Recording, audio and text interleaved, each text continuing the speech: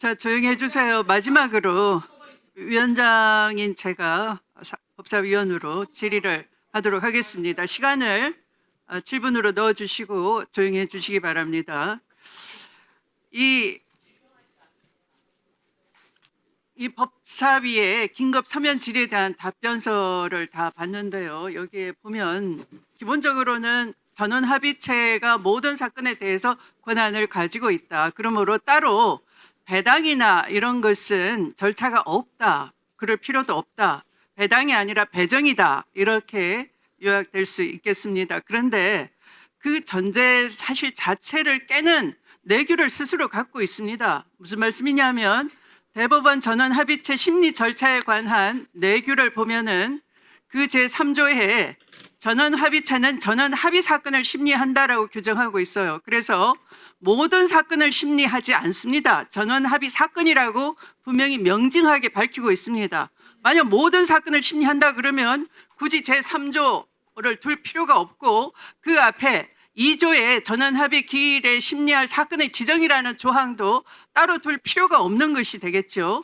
그리고 대법원 사건 배당에 관한 내규가 돼 있지 법의 제목이 이 내규의 제목이 사건 배정에 관한 내규가 아닙니다. 그러면서 사건 배당은 수석재판연구관이 주관하여 시행한다 이렇게 배당에 관한 주관자가 누구인지도 분명히 밝히고 있어요. 또한 아까 말씀드린 대로 법원 조직법에는 대법관 3명 이상으로 구성된 부에서 먼저 사건을 심리한다. 심리 우선권을 부에다 두고 있습니다. 다만 그 부에서 그 재판할 수 없는 예외 규정을 오히려 두고 있는 것이죠.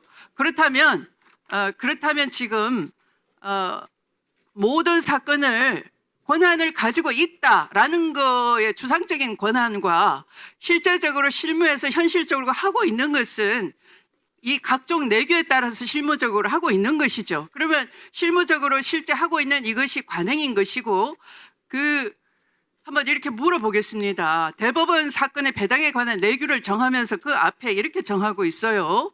사건 배당의 원칙을 정하여서 대법원 사건의 공정성과 투명성을 보장할 목적이다 그랬습니다.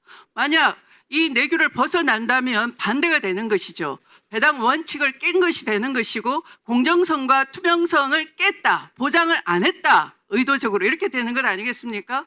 정의의 전제 조건이 있습니다. 행정처장님, 정의의 전제 조건이 뭘까요? 정의의 전제 조건. 실질적 정의의 전제 조건이 뭘까요? 상식 아니겠습니까? 네, 상식과 공정입니다. 공정, fairness, 절차적 정의, 다른 말로 번역이 될 수 있겠습니다. 그러면 이런 절차에 관한 내규 규정을 한 번이 아니라 이례적으로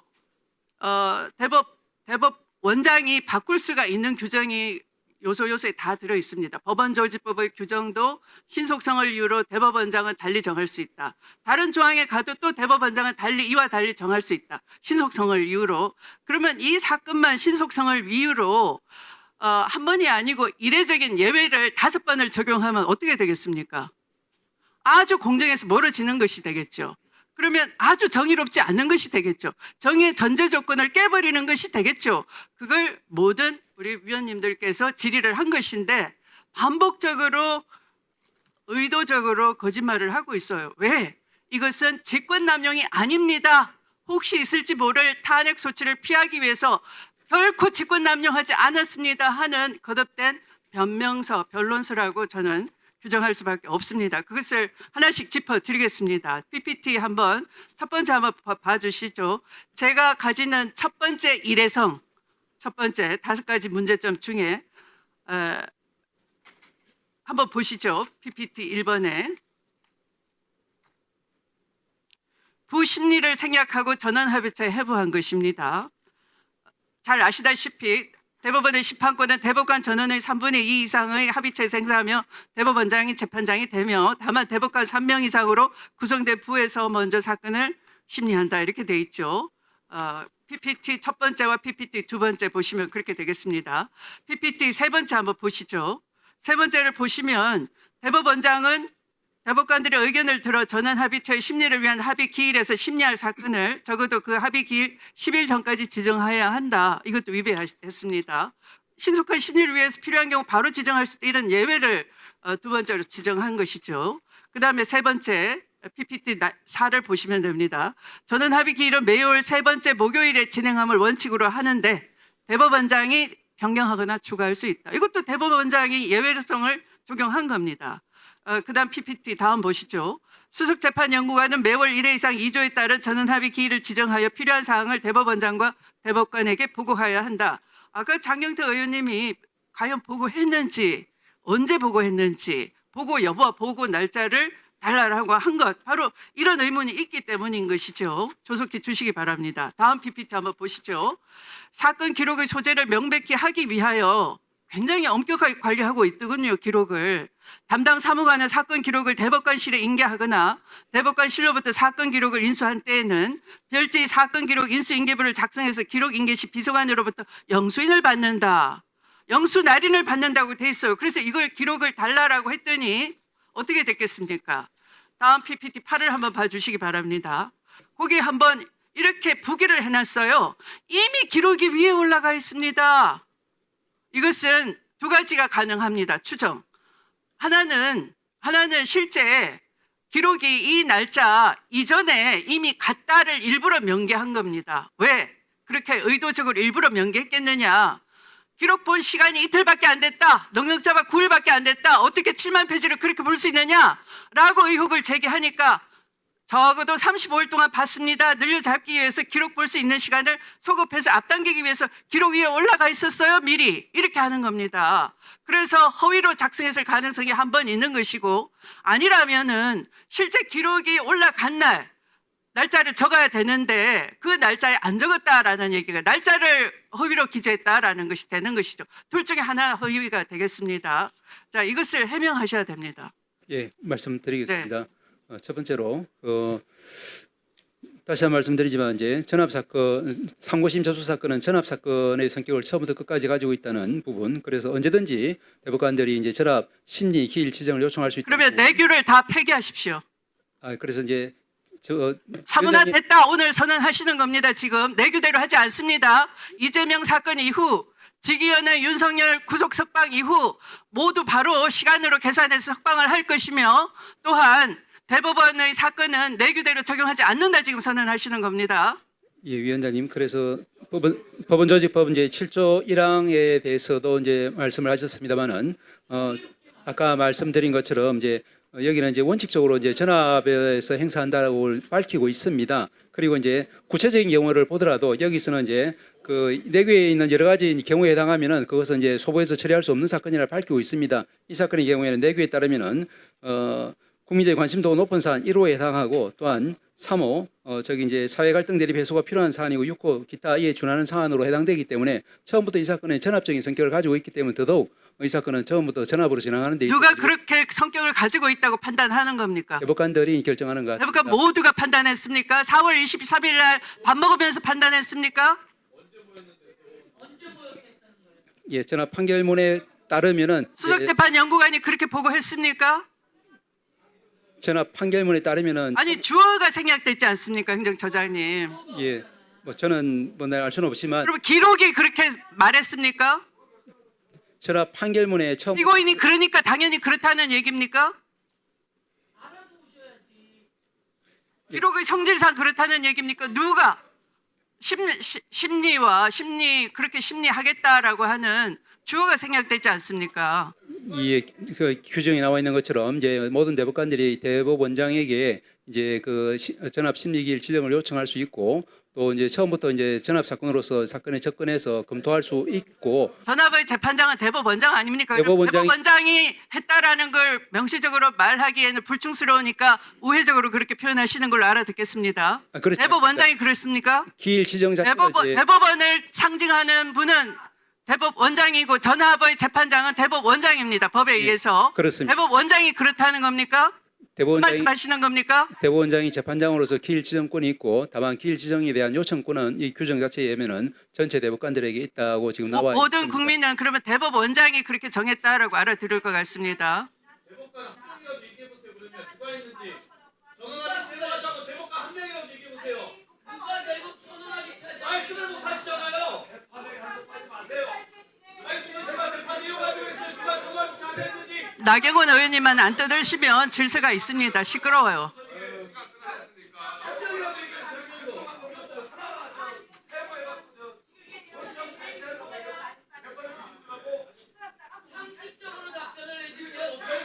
관심도 아니고 이신전심으로 대법원이 전원합의 체포됩니까?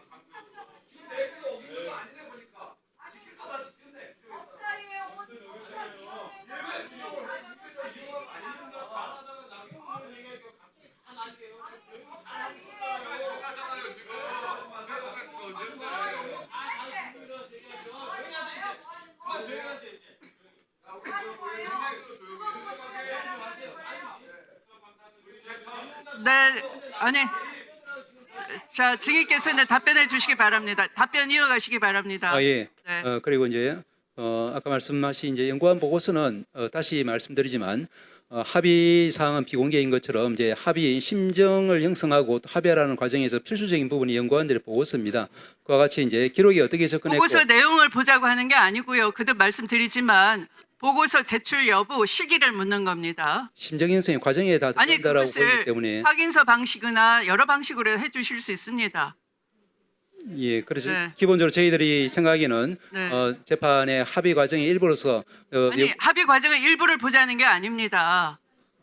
보고서가 존재하는지 여부를 확인해 주시면 됩니다. 그러면 보고서를 언제 제출했는지 그것을 그 날짜를 누군가가 확인해 주시면 되는 겁니다. 예를 들어 아까 제가 그 기록 인수인계서를 보여드리지 않습니까? 그와 같습니다. 그 부분 말씀드리겠습니다. 기록 인수인계서 위원장님 말씀하신 부분 저도 이제 질의서가 와서 이제 답변을 보냈다고 들어서 제가 확인해봤습니다.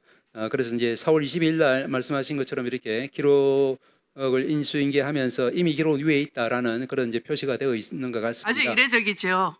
그래서 이제 그런 일 없는 거죠, 사실. 법원의 아마도 공문서가 추가로 나중에 날개 달아가지고 그냥 무관하게 기록 이미 올라가 있다 이런 거 있을 수가 없는 거죠. 그러니까 제가 네. 듣기로는 이제 주심이 배정되는 그 날짜에 이제 모든 기록은 이제 원래 주심한테 인수인계를 하는데 원래에서 벗어난 것이죠, 그러니까. 이 사건은 처음부터 이제 전압 사건을 했기 때문에 3월 28일 접수되었을 그러면 때부터 다른 전압 사건에 있어서도 그와 같이 날개 달아가지고 함부로 출처 불명으로 그렇게 기록 추가를 기재하는 경우가 있습니까? 저는 법원 공문서가 그렇게 관리된다고 보지 않습니다.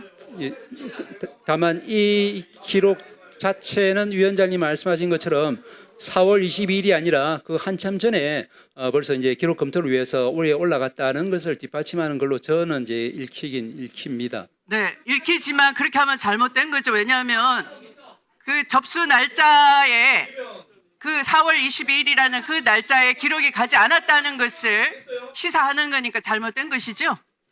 행정처장님은 행정을 책임지고 관리하시는 분이 그렇게 말씀하시면 안 됩니다. 법원이 그렇게 허술합니까? 저 뒤에 우리 복소연 증인께서 웃겠어요. 우리 그렇게 일 안 합니다. 그러겠는데요.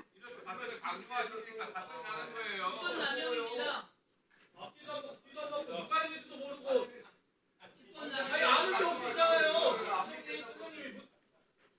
연구보고서 있는지 없는지도 아직까지 확인 안 했다는 게 말이 됩니까? 지금 질문한 지가 언제입니까 저희가? 5월부터 시작했는데 연구보고서가 제출된 시각도 모르잖아요. 아니 어떻게 법원에 처장이 와서 저런 걸 합니까? 아무도 모르고 계시잖아요 지금.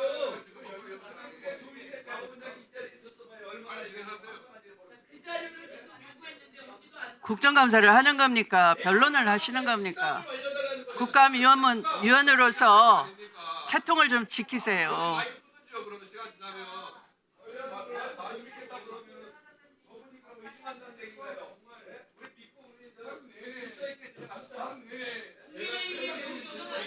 표현 안 했지만 사실상 이거 위증입니다. 위증. 스캔을 넣어서 확인되고 나가셨어요.